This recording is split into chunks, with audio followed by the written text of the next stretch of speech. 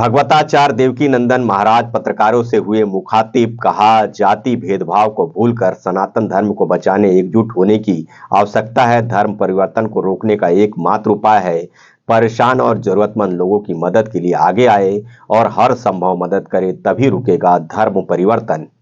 देखिए, धर्मांतरण एक बहुत बड़ी बीमारी है, कैंसर है। कैंसर का इलाज है, इसका इलाज नहीं। और इसका इलाज तब तक नहीं होगा जब तक हम सब सनातनी एकजुट होकर वो रास्ता ना अपनाएं जिस रास्ते को वो लोग, पता नहीं बोलना चाहिए कि नहीं बोलना चाहिए, उन लोगों ने कौन सा रास्ता अपना रखा है धर्मांतरण का, गिव एंड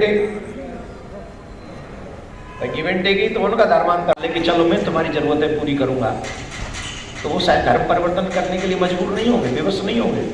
गलती हमारी है, हम लोग निकलते ही नहीं, हम लोग अपनों को बचाने का प्रयास नहीं करते, हम लोग अपने तरफ से प्रयास करते हैं। हम सबको एक एक को बचाने का प्रयास करना चाहिए, उनकी ज़रूरतें समझनी चाहिए, उनकी मदद हेल्प करनी चाहिए। और वैसे भी शास्त्रों में कहते हैं परोपकार आय पुण्य आय, परोपकार तो सबसे बड़ा पुण्य है। तो अगर हम उनको बचा लेंगे तो ये भी बहुत अच्छी बात है। तो प्रयास हम सबको करना चाहिए, हम तो कर रहे हैं, आप लोग भी अपने लेवल पे कर रहे हैं। जागृति जलाएंगे तो उससे और भी बचेंगे।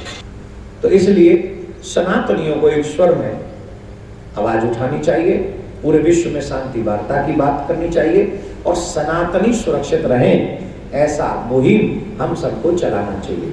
आप लोग मीडिया से हैं, आप लोगों को शायद मेरा एक प्रोग्राम पता होगा कि मैं आजकल जिसके लिए कार्य कर रहा हूँ।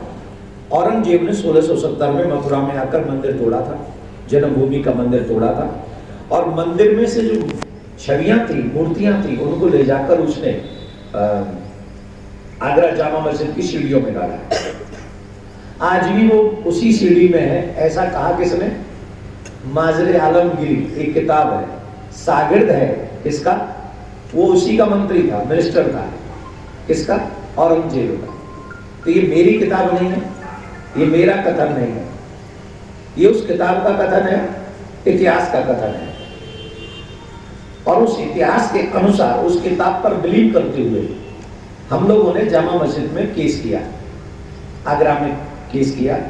और केस इसलिए किया क्योंकि हम ये जानना चाहते हैं कि अगर भगवान की छवि वहां है तो वो हमें मिले, उनका अपमान नहीं होना चाहिए।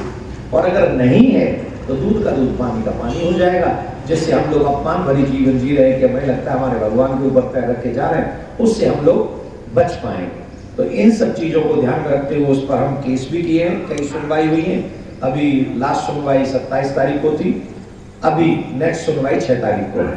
तो हम इसी के कारण, क्योंकि कोई भी सनातनी, आप किसी भी पूजा के पाजी बैठे रहे, तो तुसी भी नहीं चाहोगे कि ਤੁਹਾਡੇ गुरु ग्रंथ साहिब जी का कोई अपमान करे। और जो जिस धर्म के हैं, किसी भी धर्म का नहीं, कोई भी नहीं चाहेगा।